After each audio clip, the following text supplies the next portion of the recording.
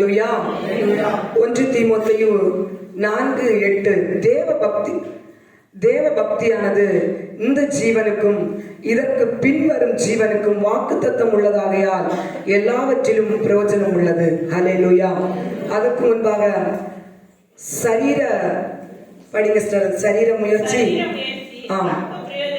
சரீர முயற்சி அற்ப பிரயோஜனம் உள்ளது. தேவ பக்தியானது இந்த ஜீவனுக்கும் இதற்கு பின்வரும் ஜீவனுக்கும் வாக்குத்தத்தம் உள்ளதாகையால் எல்லாவற்றிலும் பிரயோஜனம் உள்ளது. ஹல்லேலூயா.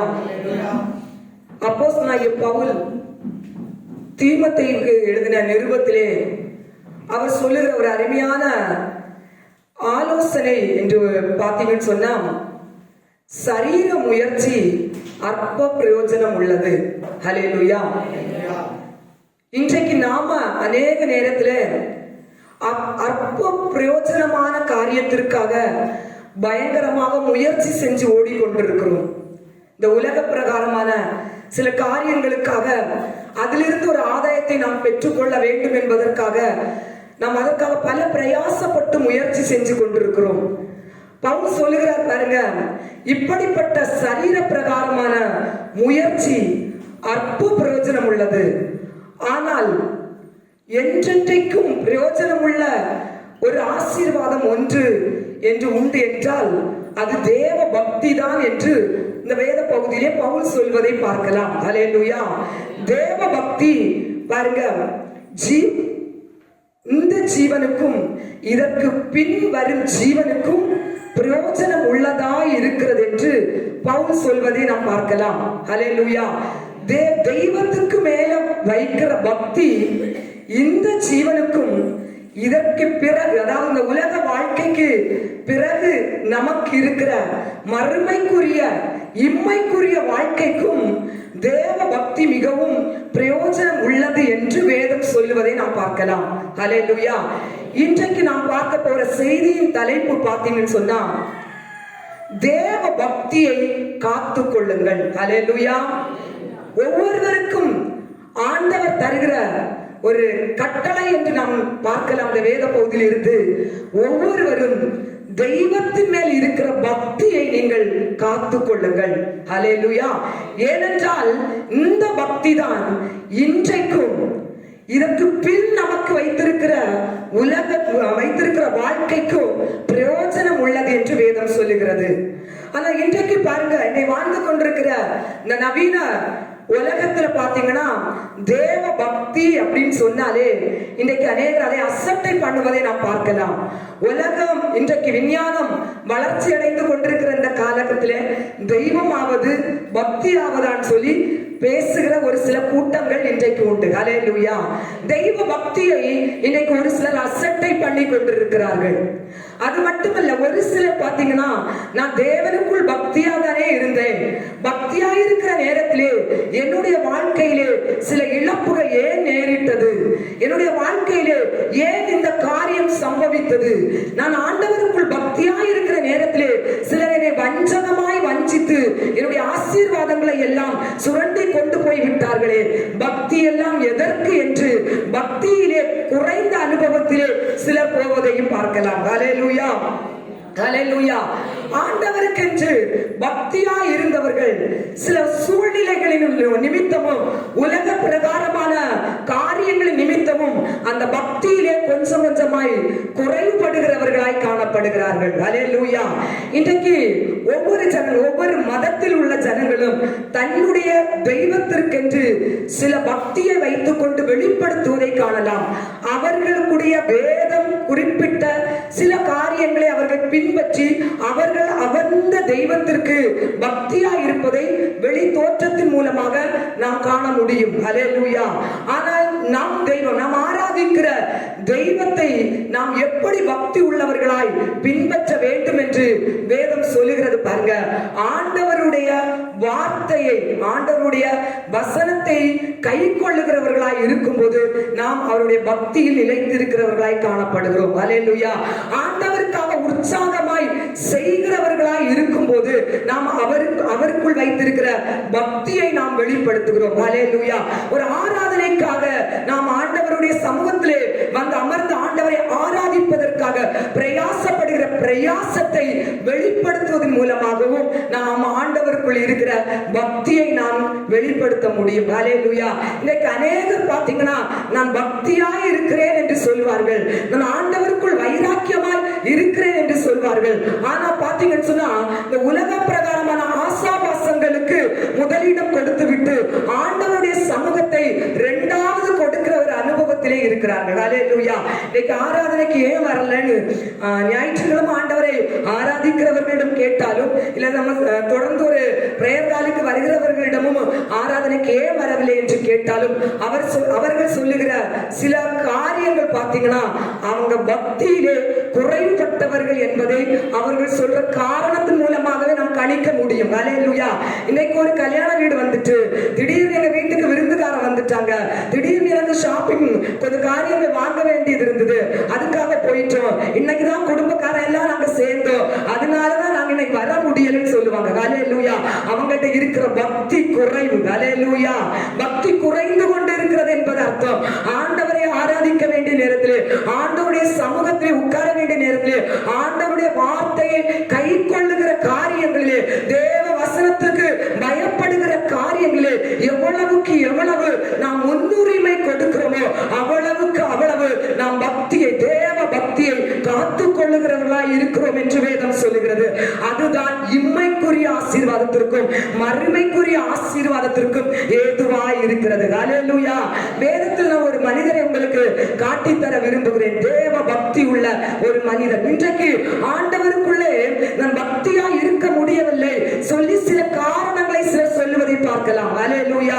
இப்படிப்பட்ட ஒரு ரீசன், எனக்கு வேலை, என்னுடைய பிள்ளைகள் ஒரு பிரச்சனை, என்னுடைய கணவனார் இப்படி ஒரு பிரச்சனை, அதனால எனக்கு பக்தியில இன்னும் அதிகமாய் ஆண்டவருக்குள்ள இன்னும் அதிகமாய் முன்னேற முடியவில்லை என்கிற ஏதோ ஒரு சாக்கு போக்கை இன்றைக்கு நீங்களும் நானும் சொல்லுகிற ஒரு சூழ்நிலையை பார்க்க முடியும். ஆனா வேதத்தில் நான் ஒருத்தருடைய பக்தியை நான் உங்களுக்கு இப்பொழுது காட்டித்தரேன். எப்படிப்பட்ட மனிதர் பக்தியா இருந்தார் என்று நாம் படிக்கலாம். அப்போஸ்தலர் நடவடிக்கைகள் 10ஆம் அதிகாரம் 1ஆம் வசனத்திலே பாருங்க. ஒரு மனிதரை, தேவ பக்தி உள்ள ஒரு மனிதரை உங்களுக்கு நான் காட்டித்தரேன். வேதமே அவர் தேவ பக்தி உள்ள மனிதன் என்று சாட்சி கொடுப்பதை நாம் பார்க்கலாம். அவர் எப்படிப்பட்ட மனிதனாய் இருந்தார்? 10ஆம் அதிகாரம் 1ஆம் வசனத்திலே பாருங்க. இத்தாலியா படிங்க சிஸ்டர். ஆம் ஆம்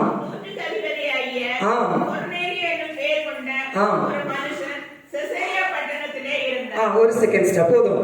இத்தாலியா பட்டாளம் எனப்பட்ட பட்டாளத்திலே 100க்கு அதிபதியாக கொர்நலியு என்கிற ஒரு மனுஷன் இருந்தான். ஹல்லேலூயா.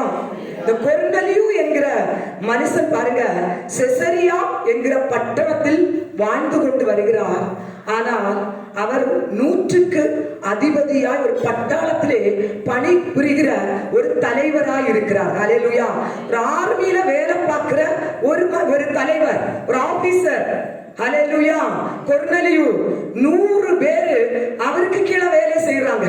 இன்னைக்கு ஒரு 10 பேரு, 4 பேர், 5 பேரு நம்ம கிட்ட வேலை செஞ்சாலே, நம்ம கிட்ட வேலைக்காரங்களை வச்சிருந்தாலே நம்ம சுற்றி உள்ளவங்க மேன்மையா அவங்கள பார்ப்பாங்க இல்லையா? அவங்க வேலைக்காரங்களை வச்சு வேலை வாங்குற ஆளு, பெரிய ஆளு. ஹல்லேலூயா.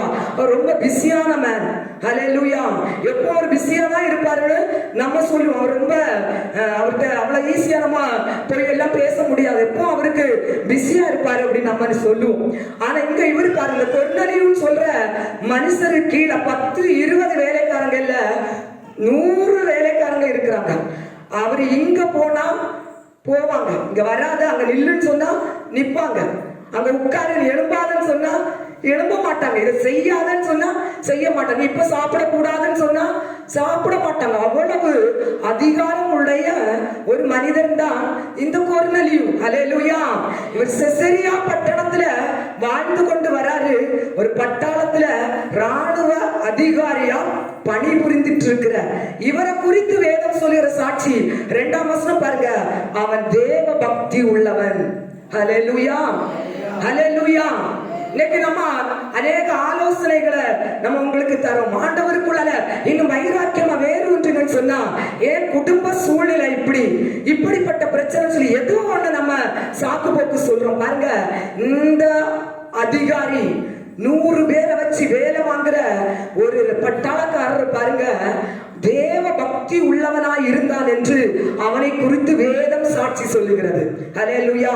2ஆம் வசனம் பாருங்க, அவன் தேவ பக்தி உள்ளவன், தன் வீட்டார் அனைவரோடும் தேவனுக்கு பயந்தவனாய் இருந்தானாம். ஹல்லேலூயா. தேவனுக்கு பயந்தவனாய் இருந்தானாம்.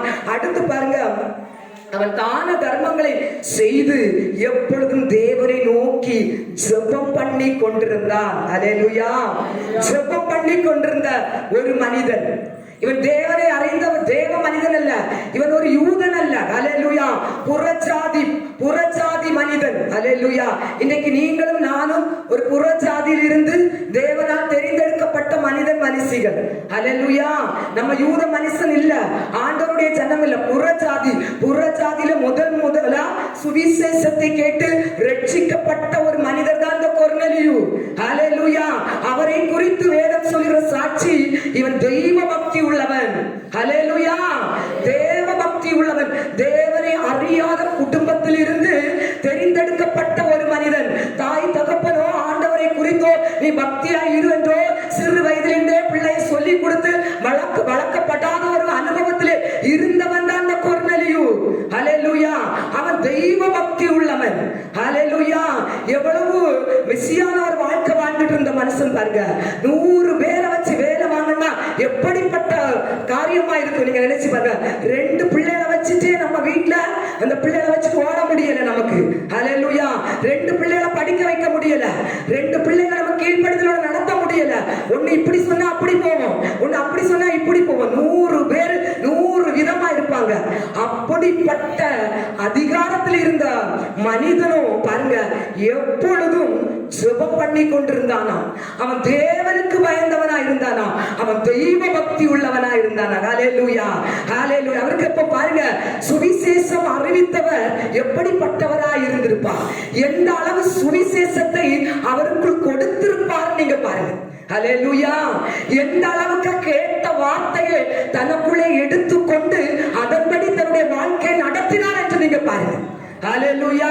அருமையான தேவனுடைய ஜனமே, இன்றைக்கு நம்ம எத்தனையோ வருஷமாக ஆண்டவருடைய வார்த்தையை கேட்கிறோம், கிறிஸ்தவர்களாய் இருக்கிறோம். ஒரு வாரத்திலே குறைந்தது நம்ம ஒவ்வொருவரும் 3 தேவ செய்தியாவது கேட்கிறவர்களாய் இருக்கிறோம். ஹல்லேலூயா. ஹல்லேலூயா. அந்த செய்தி நமக்குள் எவ்வளவு போயிருக்கிறது, அந்த செய்தி நாம் எவ்வளவு எடுத்திருக்கிறோம். ஹல்லேலூயா. இந்த கொர்நேலியை போல நம்மை பார்த்து தேவன் எந்த காரியத்தில் சாட்சி கொடுக்க முடியும். ஹல்லேலூயா. ஹல்லேலூயா.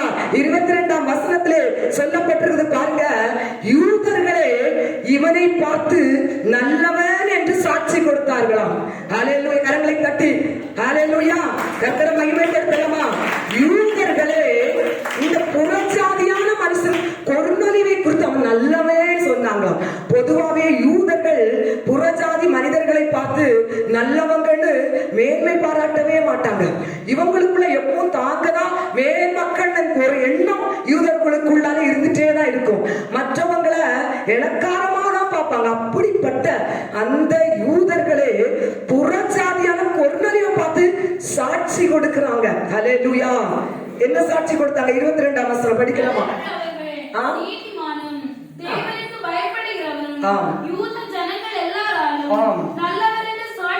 ஹல்லேலூயா.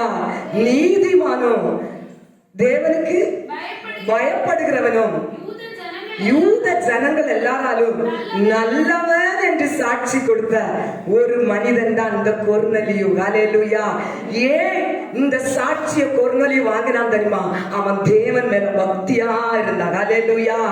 இன்னும் கேட்ட வார்த்தைய அப்படியே பிடிச்சு கொண்டு கர்த்தருக்கு பயந்து வாழ்ந்தவர் தான் இந்த கொர்நேலியு. ஹல்லேலூயா.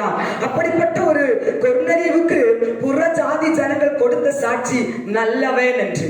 ஹல்லேலூயா. இன்றைக்கு நம்மை குறித்து மற்றவர்கள் ஒரு சாட்சி கொடுக்கிற வாழ்க்கை நாம் வாழுகிறோமா? ஹல்லேலூயா. சாட்சி கொடுக்கிற வாழ்க்கை வாழ்றோமா? இல்ல நம்ம ஆராதனைக்கு வரும்போது மட்டும் ஆண்டவரை ஆராதித்து விட்டு, இல்ல ஏதாவது பெரிய பெரிய கூட்டங்களுக்கு போய் ஆண்டவரை உண்மையாய் ஆராதித்து விட்டு அதோடு ஆண்டவருக்கு நமக்கும் எந்த தொடர்பும் இல்லைன்னு உள்ள வாழ்க்கை வாழ்க்கை வாழ்றோம். அப்படிப்பட்ட வாழ்க்கை வாழ்ந்தால் நம் தெய்வ பக்தியில் குறைவுள்ளவர்களாய் காணப்படுகிறோம். ஹல்லேலூயா. ஆண்டவர் இன்றைக்கு சொல்ற, நீங்க இன்றைக்கு சில காரியங்களுக்காக பிரயாசப்பட்டு ஓடுறீங்களே, அது அற்ப பிரயோஜனம் உள்ளது. கொஞ்ச நேரம் உங்களுக்கு ஒருவேளை பிரயோஜனப்படுறதா இருக்கலாம். ஆனா நிரந்தரமாய் பிரயோஜனப்படுகிற ஒரு ஆசீர்வாதம் என்றால், ஒரு ரகசியம் என்று ஒன்று சொன்னால், தேவனை நீங்க பக்தியாய் பிடித்துக் கொள்ளுங்க. ஹல்லேலூயா, ஹல்லேலூயா. பாருங்க, இந்த உபாகமம் 4:40 வேதம் சொல்லுகிறது பாருங்க, நீயும் உனக்கு பின்வரும் உன் பிள்ளைகளும் நன்றாயிருக்கும்படிக்கு உன் தேவனாகிய கர்த்தர் உனக்கு என்றென்றைக்கும் கொடுக்கிற தேசத்திலே நீ சம்பூர்ணமாய் வாழ வேண்டும் என்றால் நீ தேவ பக்தி உள்ளவளாயிரு. ஹல்லேலூயா.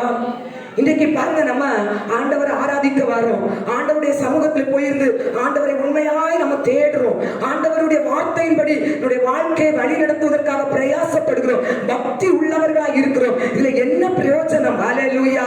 என்ன பிரயோஜனம்? வசனம் சொல்லுது, நீ பக்தி உள்ளவளாய் நீ இருக்கும் போது உன் பிள்ளைகள், ஹல்லேலூயா, உன் பிள்ளைகளும் உன் பிள்ளைகளுக்கு பிள்ளைகளும் நன்றாய் இருப்பார்களாம். ஹல்லேலூயா, ஹல்லேலூயா. எந்தெந்த தாய், எந்தெந்த தகப்பன் தெய்வத்துக்கு மேல பக்தியாயிருந்து இந்த செயலை செய்தால், ஹல்லேலூயா, என் தேவனுக்கு இது பிரியமில்லாமல் இருக்குமே என்று நீதியின் வழியிலே நடக்கிறார்களோ, அவருடைய வாழ்க்கையிலே பார்த்தீங்கன்னா பிள்ளைகளும் நன்றாய் இருக்கும் என்று வேதம் வாக்குத்தத்தமாய் தந்திருக்கிறது. ஹல்லேலூயா.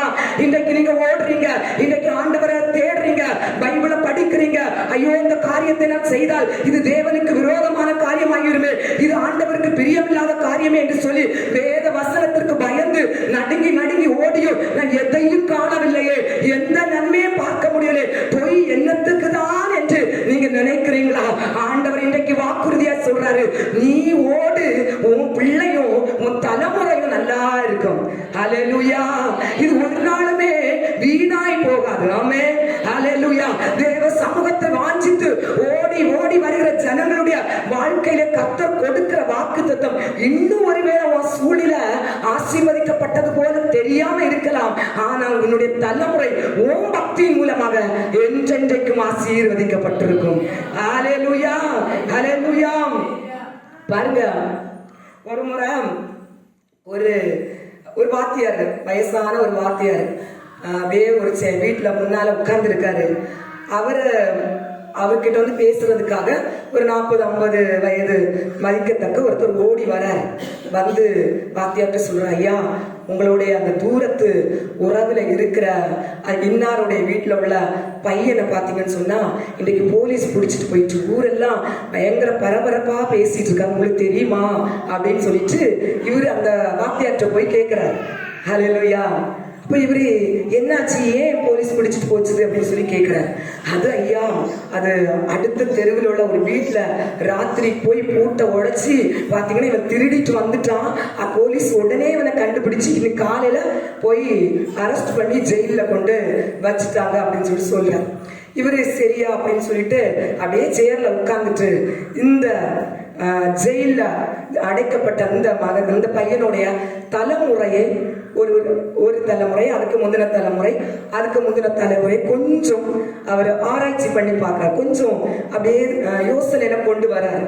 ஏன்னா இந்த வாத்தியாரோடைய சொந்தக்காரங்க தான் இந்த பையன். அப்ப இவருக்கு தெரிஞ்ச ஒரு உறவினர்.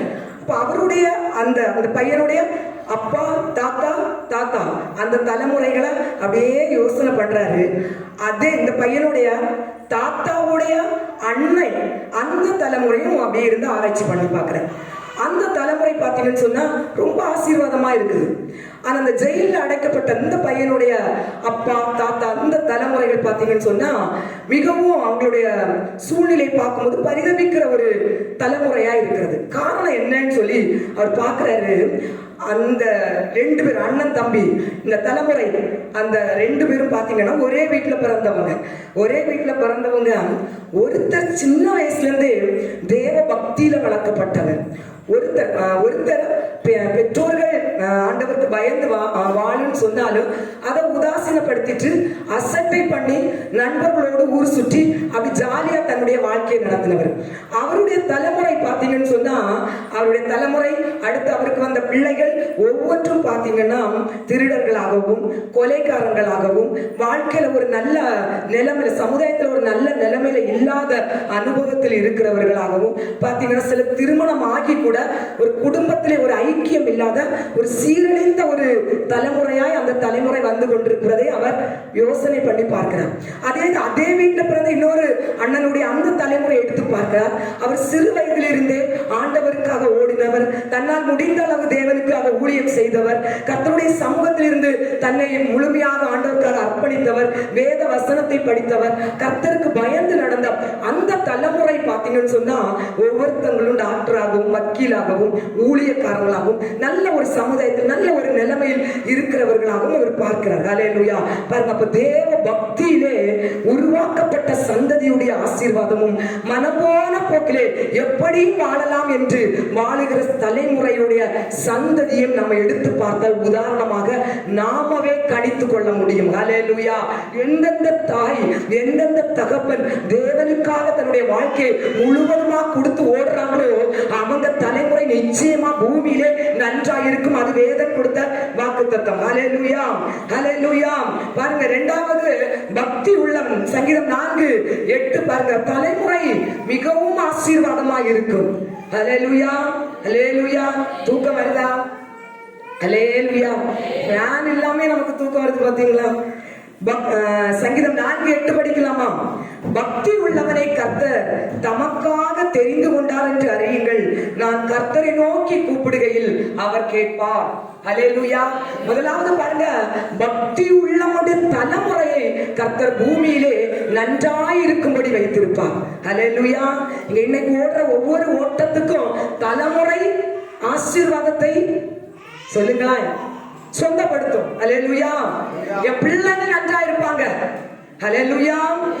இரண்டாவதாக பாருங்க, பக்தி உள்ளவனை கர்த்தர் தமக்காக தெரிந்து கொண்டார் என்று அறியுங்கள், அவர் நான் கர்த்தரை நோக்கி கூப்பிடுகையில் அவர் கேட்பார். நீங்க பக்தி உள்ளவர்களாய் இருந்தால் உங்க கூப்பிடுதலை கர்த்தர் கேட்பாரா? ஹல்லேலூயா. இந்த ஆண்டவருக்காக நீங்க உங்களையே ஒரு நிமிடம் நீங்க ஆராய்ந்து பாருங்க, நான் ஆண்டவருக்கு முதலிடம் கொடுக்கிறேனா இல்ல ஆண்டவரை ஆராதிக்கிற நேரத்திலே உலகத்துக்கு நான் முதலிடம் கொடுக்கிறேனா? ஹல்லேலூயா. சிலர் சொல்லுவாங்க பாருங்க, ஆராதனை நேரத்துல வா பீச்சுக்கு போவோம்னு சொல்லுவாங்க. கொஞ்ச நேரம் நம்ம என்னைக்கு இந்த ஆராதனை போறீ, இன்னைக்கு பீச்சுக்கு இல்ல, பீச்சுக்கு போறது இல்ல, நான் ஆண்டவரை ஆராதிக்க போறேன்னு வைராக்கியம் யார் அந்த இடத்துல நிக்கிறீங்களோ உங்களுக்கு இன்றைக்கு ஆண்டவர் தருகிற ஒரு மேலான வாக்குத்தத்தம், நீ எப்போ எல்லாம் ஆண்டவரை நோக்கி கூப்பிடுறியோ அப்பெல்லாம் அவர் உன்னுடைய கூப்பிடுதலை கேட்பேன்னு சொல்றாரு. ஹல்லேலூயா. இன்னைக்கு ஒருவேளை ஆண்டவர் நான் ஜெபிக்கிறேன், நான் கூப்பிடுறேன் ஆண்டவரை, ஆண்டவர் கண்ணே இல்லையா, ஆண்டவருக்கு என் கூப்பிடுதல் கேட்கவே இல்லையா, அவர் என்ன மறந்துட்டாரா நீங்க நினைக்கிறீங்களா? நீங்க உடனே உங்களை ஆராய்ந்து பார்க்கணும், நான் யாருக்கு முதலிடம் கொடுக்கிறேன்? நான் பக்தி உள்ளவளா இருக்கிறேனா இல்ல உலகத்துக்கு நான் முக்கியத்துவம் கொடுக்கிறேனா? நம்மளை நம்ம ஆராயணும். ஹல்லேலூயா. ஆண்டவரே நம்ம குறை சொல்லிட்டு இருக்க கூடாது. இந்த என்னுடைய வாழ்க்கையில ஏன் பதில் வரல, நான் கூப்பிடுறேனே, நான் இவ்வளவு ஆண்டவரை கூப்பிடுறேனே, எனக்கு ஏன் பதில் வரல அப்படின்னா என்கிட்ட என்ன ஆண்டவர் விரும்புறதுல குறை இருக்குன்னு வேத வசனத்தின்படி நம்ம நம்முடைய வாழ்க்கை மாற்றுகிறவர்களா இருக்கணும். ஹல்லேலூயா. உங்க கூப்பிடுதலுக்கு பதில் வரலையா, நீங்க பக்தியில குறைவுள்ளவர்களா இருக்கிறீங்க. நான் சொல்லல, வசனம் சொல்லுது. ஹல்லேலூயா. நான் சொல்லல, இது வேத வசனம் சொல்லுது. நீங்க பக்தி உள்ளவர்களா இருந்தா உங்க கூப்பிடுதலை கர்த்தர் கேட்பார். இந்த வசனம் சொல்லுது, பக்தி உள்ளவனை கர்த்தர் தமக்காக தெரிந்து கொண்டார். நிச்சயமாக உங்க வாழ்க்கையில ஆண்டவர் உங்க கூப்பிடுதலை கேட்பாரு. ஏன்னா நீங்க விசேஷித்தமானவர்கள், கர்த்தரால் தெரிந்தெடுக்கப்பட்டவர்கள். ஹல்லேலூயா. பக்தி உள்ளவனை கர்த்தர் தெரிந்தெடுக்கிறார், அவங்க கூப்பிடுதலை ஆண்டவர் கேட்கிறார். ஹல்லேலூயா, ஹல்லேலூயா. உங்க கூப்பிடுதல ஆண்டவர் கேட்கிறார்.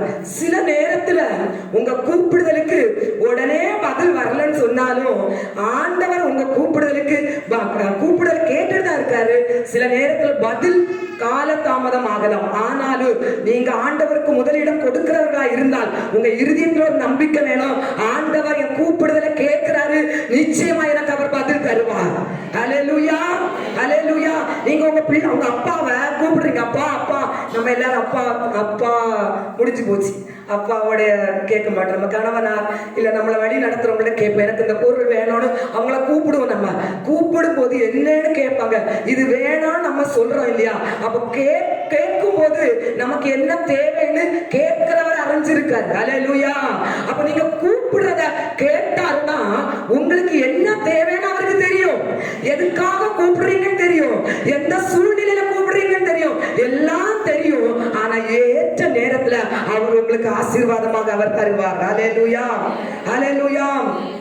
பாருங்க, அது மட்டும் இல்ல, பாருங்க, இஸ்ரவேல் ஜனங்களுடைய வாழ்க்கையில பாத்தீங்கன்னு சொன்னா பக்கத்து ராஜாக்கள் பாத்தீங்கன்னு சொன்னா இவங்களை அடிமையாக்கி கொண்டு போறதுக்காக வர்றாங்க. பாருங்க, அதுல பக்தி உள்ளவராய் இருந்த ஒரு மனிதர் பாத்தீங்கன்னா தானியேல், சாத்ராக், மேஷாக், ஆபேத்நேகோ. இந்த மனிதர்கள் தேவ பக்தி உள்ளவர்கள். ஆனா பக்கத்து நாட்டுல உள்ள ராஜா இவங்க அந்த எருசலேமுக்கு எதிராக படையெடுத்துட்டு இவங்களை முற்றுகையிடுறதுக்காக வந்திருக்காங்க. இஸ்ரவேல் ஜனங்களை முற்றுகையிடுறதுக்காக வந்திருக்காங்க. அதுல மிகவும் பக்தி உள்ள வாலிபர்கள் தானியேல், சாத்ராக், மேஷாக், ஆபேத்நேகோ பக்தியா இருக்கிறாங்க. இவங்களையும் அந்த நேபுகாத்நேச்சர் ராஜா என்ன பண்ணிட்டாருன்னு சொன்னா பாத்தீங்கன்னு சொன்னா அடிமையாக்கி கொண்டு போயிட்டாங்க. ஹல்லேலூயா. பக்தி உள்ளவர்களுக்கு வருகிற அனுபவம் பாருங்க, அடிமையாக்கி கொண்டு போயிட்டாங்க.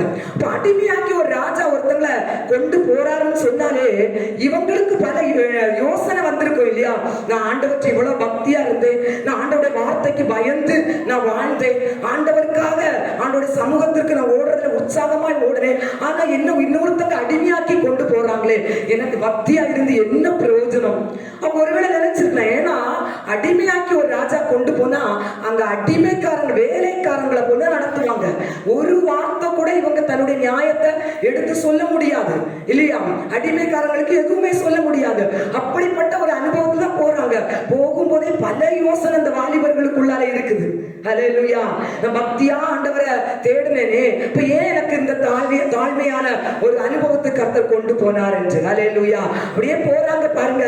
அங்க போயும் அந்த நாட்டுக்கு பாபிலோனுக்கு அவங்க போனதுக்கு பிறகு கூட அந்த தாழ்மையின் அனுபவத்திலையும் அவங்க பக்தியை விட்டு விடல. ஹல்லேலூயா. பக்தியை விட்டு விடல. இன்னைக்கு பாருங்க, நம்ம ஆண்டவருக்குள்ள நல்லா பக்தியா இருப்போம், வேதத்தை கேட்போம், நல்லா ஆராதிப்போம். ஆனா சூழ்நிலை நமக்கு விரோதமாய் ஒரு தாழ்மையின் அனுபவத்திற்கு நேராக நம்மை நடத்தி விட்டு என்றால் நம்ம பக்தியில கொஞ்சம் கொஞ்சமா லூஸ் ஆகிடும். ஹல்லேலூயா. எண்ணத்துக்கு போய் எண்ணத்துக்கு ஆண்டவரை தேடி தேடி என்ன பிரயோஜனத்தை கண்டேன் அப்படின்னு எல்லாம் நம்ம நினைப்போம். ஹல்லேலூயா. நம்ம சுற்றி உள்ளவங்க கூட சொல்லுவாங்க, நீ ஓடி ஓடி போறியே, நீ ஆராதிக்க போறியே, ஆண்டவர் ஆண்டவர் ஆண்டவர் எப்போ சொல்லுறியே, எப்போ ஸ்தோத்திரம் ஸ்தோத்திரன்னு உன்னை ஒரு பக்தி உள்ளவளா காட்டிட்டு இருக்கிறியே, உன் வாழ்க்கையில என்னதான் நடந்து என்ன மேன்மையதான் நீ பார்த்துட்ட, தாழ்மையான அனுபவத்துல நீ இருக்கிறன்னு சொல்லி சிலர் நம்மளை சோர்வடைய வைக்க வரலாம். ஹல்லேலூயா. உடனே நம்ம என்ன நினைப்போம், ஆமா போய் என்னத்தை கண்டு இதை விட மத்தவங்க நல்லா தானே இருக்கிறாங்கன்னு சொல்லி ஆண்டவரை தேடுறதுல அப்படியே கொஞ்சம் கொஞ்சமா நம்ம குறைஞ்சிருவோம். மற்றவங்க நமக்கு எதிராக எழுப்பும் போது என்னத்தை கண்டு என்னத்தைன்னு சொல்லி அப்படியே எல்லாத்தையும் நம்ம விட்டுருவோம். ஹல்லேலூயா. ஆனா இங்க பாருங்க, இந்த வாலிபர்கள் இந்த தாழ்வு அடிமைத்தனத்தின் வாழ்க்கைக்கு அழைத்து செல்லப்பட்ட பிறகு கூட அங்க போய் அவங்க பக்தியை விடல. ஏன்னா அங்க போய் ராஜாவுடைய சாப்பாட இவங்களுக்கு சாப்பிட கொடுக்கறாங்க, ராஜ போஜன சாப்பாடு. ஆனா அங்க போய் சரி எப்படி நம்ம நிலைமையில முடிஞ்சு போச்சு, நம்ம வாழ்க்கையே அடிமைத்தன வாழ்க்கை தான், தாரதை வாங்கி சாப்பிட்டுட்டு அப்படியே நம்ம மீதமுள்ள வாழ்க்கையை ஓட்டிடுவோம்னு சொல்லி இந்த வாலிபர்கள் விடல. ஹல்லேலூயா. அங்க போயும் அவங்க பக்தியில உறுதியா இருக்கிறாங்க. ஏன்னா ராஜா சாப்பிடுற ராஜ போஜன சாப்பாடுனால நான் சாப்பிட்டு என்ன நான் தீட்டுப்படுத்த மாட்டேன். ஹல்லேலூயா. அப்படி என்ன அந்த சாப்பாடு சாப்பிட்டா நம்ம தீட்டுப்பட்டுருவோமா? ஹல்லேலூயா. பல வரலாற்று ஆசிரியர்கள் பல காரணங்களை சொல்றாங்க. பாபிலோனியர்களுடைய ராஜரீக சாப்பாடு முதலாவது விக்கிரத்துக்கு முன்பாக வச்சுட்டுதான் ராஜாவுடைய டைனிங் டேபிள்ல வரணும்னு சொல்றாங்க. தெரியல. சிலர் சொல்றாங்க ஆண்டவர் சிலர் இஸ்ரவேல் ஜனங்களுக்கு இது தீட்டு, இது சாப்பிடக்கூடாதுன்னு சொன்ன சில வகை சாப்பாடு ராஜபோஜன சாப்பாடுல இருந்ததுனால அங்கு தன்னுடைய வைராக்கியத்தை காட்டினார்கள் என்று சொல்லுகிறார்கள். தெரியாத வேதத்தில் அது சரியான விளக்கம் கொடுக்காத காரணத்தினால் அவங்க தேவ பக்திய அந்த இடத்துல வெளிப்படுத்துறாங்க. ராஜாவுடைய சாப்பாடை சாப்பிட்டு என்ன நான் தீட்டுப்படுத்த மாட்டேன்னு சொல்லி சொல்லி அங்க பக்தியை நீங்க வெளிப்படுத்துவதை பார்க்கலாம். ஹல்லேலூயா. உங்க வாழ்க்கையில என்ன சூழ்நிலை வரட்டுங்க, நீங்க ஆண்டவருக்குள்ள வச்சிருக்கிற பக்தியில நீங்க உறுதியா இருங்க, பக்தியை நீங்க காத்துக்கொள்ளுங்க. ஹல்லேலூயா. எத்தனை போராட்டம் உங்களுக்கு விரோதமா எதிராக வந்தாலும் ஆண்டவர்கிட்ட இருக்கிற அந்த நேரத்தையும் தேவ சமூகத்துக்காக நீங்க வாஞ்சித்து ஓடுற அந்த வாஞ்சையும் வேத வசனத்துக்கு கீழ்ப்படுகிற அந்த வாழ்க்கை நீங்க விட்டு விடாதபடி வைராக்கியமாய் நின்று பாருங்க. ஹல்லேலூயா. நிச்சயமாய் ஆண்டவர் நம்முடைய வாழ்க்கையை மாற்றுவார். ஹல்லேலூயா. இன்னைக்கு நம்ம பாருங்க, அங்க போய் அவங்க தன்னை தீட்டுப்படுத்த கூடாது என்று சொல்லி எங்களால அந்த சாப்பாடை சாப்பிட முடியாதுன்னு நிற்கிறாங்க. இன்னைக்கு நம்மளை தீட்டுப்படுத்துகிற நிறைய காரியங்கள் நம்மை சூழ்ந்து இருக்கிறது. ஹல்லேலூயா. ஹல்லேலூயா. ஹல்லேலூயா சொல்லுங்களேன். அந்நிய தேசத்துல போய் சாப்பாடுனால என்ன தீட்டுப்படுத்த மாட்டேன்னு வைராக்கியமா இருக்கிறாங்க இந்த வாலிபர்கள். இன்னைக்கு நம்மளை சுற்றி இருக்கிற விக்கிரகத்துக்கு படைச்ச சில பிரசாதத்தை கொண்டு தருவாங்க, உண்மை இல்ல. ஹல்லேலூயா. தரவங்களை திருப்திப்படுத்துறதுக்கு வாங்கி சாப்பிடுவோம் நம்ம. ஹல்லேலூயா. எங்க நம்ம வைராக்கியத்தை காட்டுறோம், எங்க பக்தியை காட்டுறோம். ஹல்லேலூயா. உன் வீட்டுல இவ்வளவு பிரச்சனை இருக்கு, ஒருத்தர் வர்றாரு, அவரை வச்சு வீட்டோட சூழ்நிலை நமக்கு பார்ப்போம்னு சொல்லுவாங்க. பார்த்துருவோமே போவோம். எங்க நம்ம வாழ்க்கையில வைராக்கியம் இருக்குது. ஹல்லேலூயா. ஹல்லேலூயா. தீட்டு நம்ம வீட்டுக்கு குறி சொல்றவங்களையும் கணக்கு பார்க்கறவங்களையும் ஜாதகம் வந்து பார்த்துட்டு நம்முடைய வாழ்க்கை கணிச்சு சொல்றவங்களையும் உங்க வீட்டுக்குள்ள நீங்க கூட்டிட்டு வந்தீங்கன்னா வீடை நீங்க தீட்டுப்படுத்திட்டீங்க. ஹல்லேலூயா. உங்க சரீரத்தை அந்நிய தெய்வத்துக்கு முன்பாக நின்றுட்டு கணக்கு கேட்கணும் குறி கேட்கணும் போய் நின்றுட்டீங்கன்னா உங்க சரீரத்தை நீங்க தீட்டுப்படுத்திட்டீங்க. இங்க பக்தி இல்ல. ஹல்லேலூயா. ஹல்லேலூயா. அந்த புருஷர்கள் அந்த வாலிபர்கள் பாத்தீங்கன்னா பாபிலோன்ல போய் தன்னுடைய பக்தியை அவங்க காட்டுறதை பார்க்கலாம். நாங்க சாப்பிட மாட்டோம். ஹல்லேலூயா. ரெண்டாவது பாருங்க, ஒரு பெரிய சிலைய அவங்க ராஜாவுடைய சிலையை செஞ்சுட்டாங்க. அங்க ராஜ கட்டளை சிலைக்க முன்பாக பாபிலோன்ல இருக்கிற எல்லா ஜனங்களும் பணிஞ்சு வணங்கணும். ராஜ கட்டளை பாருங்க, ராஜ கட்டளையை கூட அவங்க பொருட்படுத்தல. ராஜ கட்டளைக்கு மீறுகிற அடிமைக்கு எப்படிப்பட்ட தண்டனையை கொடுப்பாங்க. ஹல்லேலூயா. மரணம் நிச்சயம். கொடுத்த தண்டனை தீ சூளையில தூக்கி போடுற அனுபவம். ஹல்லேலூயா. நீ என்ன தீ சூளையில தூக்கி போடு, நான் விக்கிரகத்தை வணங்க மாட்டேன். ஹல்லேலூயா. பொற்சிலையை நான் வணங்க மாட்டேன். என் தேவாதி தேவன் எந்த விக்கிரகத்துக்குள்ளே அடக்கி வைக்க முடியாத சர்வ வல்லமை உள்ள தேவன். அவர் அண்ட சராசரங்களை உண்டாக்கினவர். ஹல்லேலூயா. நினைச்சு பாருங்க, சமுத்திரமும் அதில் உள்ள மச்சங்களையும் உண்டாக்கினவர் அவர். எவ்வளவு நம்ம மீன் பிடிக்கிறோம் பாருங்க. ஒரு நாள் எத்தனை போட்டு மீன் பிடிக்கிறோம், பிடிச்சு வெளிநாட்டுக்கு எல்லாம் அனுப்பிட்டு இருக்கோம். டிம்போவும் அனுப்புறாங்க, மறுநாள் போய் பிடிக்கிறாங்க, அதே போல மீன் வருது. ஹல்லேலூயா. அந்த சமுத்திரத்தை மட்டும் ஒரு நிமிஷம் நம்ம தியானித்து பார்த்தோம்னா ஆண்டவருடைய வல்லமை எப்படிப்பட்டவன் நம்ம புரிஞ்சிட முடியும். ஹல்லேலூயா. அப்படி பயங்கரமான வல்லமை உள்ள தேவனை ஒரு விக்கிரகத்துக்குள்ள அடக்கி வச்சுட்டு அதுல போய் தெய்வம் தான் வழிபடுன்னு இன்னைக்கு சொல்றாங்க. அந்த நேரத்தில் நம்ம வைராக்கியமா நம்ம தெய்வ பக்தியை வெளிப்படுத்துறவர்களா இருக்கணும். ஹல்லேலூயா. சாத்ராக் மேஷாக் ஆபேத்நேகோ சொல்றாங்க தீ சூழல தூக்கி போட்டாலும் நாங்க அந்த விக்கிரகத்தை வழிபட மாட்டோம். ஹல்லேலூயா. ஹல்லேலூயா. அடுத்தவங்க தெய்வ பக்தியை எப்படி வெளிப்படுத்துறாங்க பாருங்க. சிங்க கெபில தூக்கி போடுறாங்க, தானியேல சிங்க கவியில தூக்கி போடுறாங்க. அப்ப கூட அவங்க பக்தியை விடல. ஹல்லேலூயா. அந்த வாலிபர்கள் பக்தியை விடல, ஆண்டவருக்காக வைராக்கியமா நிற்கிறாங்க. ஹல்லேலூயா. அங்கு பாருங்க, இந்த வைராக்கியமாய் நின்ற தேவ பக்தியில் நின்ற தாழ்மையில் இருந்த அந்த மனிதர்களை ஆண்டவர் அந்த பாபிலோனுக்கே அதிகாரியாய் மாற்றினார். ஹல்லேலூயா. நீங்க இன்னைக்கு பக்தியா இருக்கிறீங்களா? உங்க வாழ்க்கையில் இருக்கிற தாழ்மையை கர்த்தர் மாற்றுவார். ஹல்லேலூயா. இன்றைக்கு ஒருவேளை உங்க வாழ்க்கையில் இருக்கிற சூழ்நிலை அந்த உயர்வுக்கு எந்த அடித்தளமும் எடுக்கிறது ஒரு அனுபவம் இல்லாம இருக்கலாம். ஆனால் பக்தி எந்த சூழ்நிலையிலும் ஆண்டவருக்காக பக்தி வைராக்கியம் பாராட்டுகிற தேவஜனத்துடைய வாழ்க்கை நிலைமையை கர்த்தர் உயர்த்துவார். ஹல்லேலூயா. இங்க பாருங்க, தானியேலுடைய அந்த நாட்களிலே பல ராஜாக்கள் பாபிலோன்ல வந்து அரசாட்சி செஞ்சாங்க. ஹல்லேலூயா. பல ராஜாக்கள் பாபிலோன்ல அரசரா இருந்தாங்க, போயிட்டாங்க. ஆனா கடைசி வரைக்கும் பாபிலோன்ல அதிகாரியா இருந்து ஜனங்களை வழி நடத்துறது பாத்தீங்கன்னா இந்த தானியேல். ஹல்லேலூயா. பாருங்க, அவருடைய ஜனங்களுக்கு உயர்வை கர்த்தர் கொடுத்தார் என்றால் அதுல எந்த ஒரு மாற்றத்தையும் கர்த்தர் கொடுக்க மாட்டார், வைராக்கியமா இருக்கும் போது. ஹல்லேலூயா. பிரசங்கி 8:12 நம்ம படிக்கலாமா? பாவி 100 தரம் பொல்லாப்பை செய்து நீடித்து வாழ்ந்தாலும் என்ன, தேவனுக்கு அஞ்சி அவருக்கு முன்பாக பயந்திருக்கிறவர்களே நன்றாயிருப்பார்கள் என்று அறிந்திருக்கிறேன். ஹல்லேலூயா, ஹல்லேலூயா. எடுத்தீங்களா? பிரசங்கி 8:12. பாவி 100 தரம் பொல்லாப்பை செய்து நீடித்து வாழ்ந்தாலும் அதனால பலன் என்ன, தேவனுக்கு அஞ்சி அவருக்கு முன்பாக பயந்து இருக்கிறவர்களே நன்றாயிருப்பார்கள். ஹல்லேலூயா. எவ்வளவு அருமையான வார்த்தை பாருங்க. ஹல்லேலூயா. எத்தனை விதமான வசனங்களை ஆண்டவர் நமக்கு தந்திருக்கிறார். ஆண்டவருக்கு பயந்து, ஆண்டோடைய வார்த்தைக்கு நடுங்கி, ஆண்டவருக்குள்ளாலே பக்தியில வைராக்கியமா இருக்கிற நமக்கு நம்முடைய வாழ்க்கை நன்றாய் இருக்கும் என்று கர்த்தர் சொல்லுகிறார். ஹல்லேலூயா.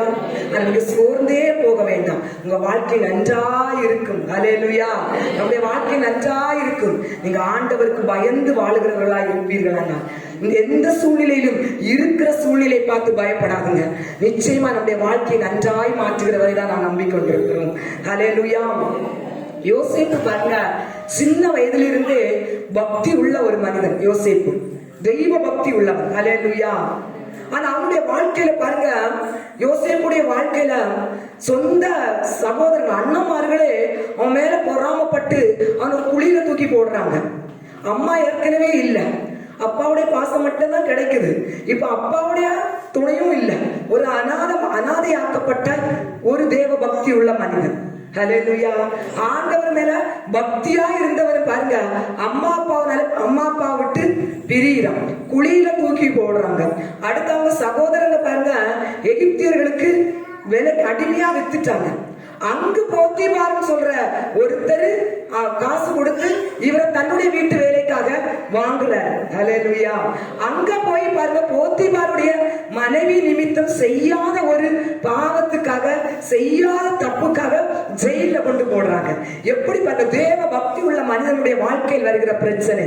ஹல்லேலூயா, ஹல்லேலூயா. இன்னைக்கு நம்ம நினைக்கிற, நம்ம என் வாழ்க்கையில தான் இவ்வளவு பிரச்சனை, ஏன் என் வாழ்க்கையில இவ்வளவு போராட்டம் நம்ம நினைக்கிறோம். யோசேப்பு பாருங்க, சின்ன வயசுல இருந்து தேவ பக்தியிலே வளர்ந்தவன். ஹல்லேலூயா. அங்க வந்து ஒரு பாவம் செய்கிற ஒரு சூழல் வரும்போது கூட தேவனுக்கு பயந்து அந்த பாவத்தை செய்யாம ஓடுறாரு. ஆனா பாருங்க, யோசேப்பு கர்த்தர் அங்க எகிப்துக்கே அதிகாரியாய் மாற்றுகிறார். ஹல்லேலூயா. ஆண்டவருக்கு பயந்து தெய்வ பக்தியாய் வாழுகிறவருடைய வாழ்க்கையில பாத்தீங்கன்னு சொன்னா நிச்சயமாய் ஆண்டவர் ஒரு உயர்வை தருவார். ஹல்லேலூயா.